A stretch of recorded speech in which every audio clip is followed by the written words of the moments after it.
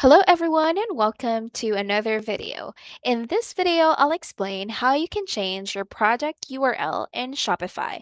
First, make sure you're logged into your Shopify account and go to your admin page. On your left panel, click on Products.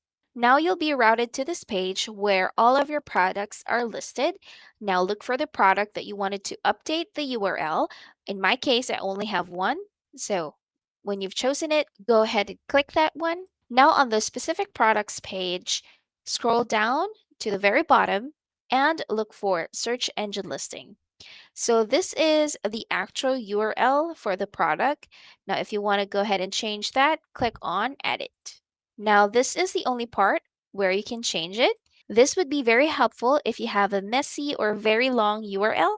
So just for this example, I'll go ahead and add some information like soft years. Now, once you've changed the URL, go ahead and click Save. And that's it. If this video was helpful, please like and subscribe to our channel.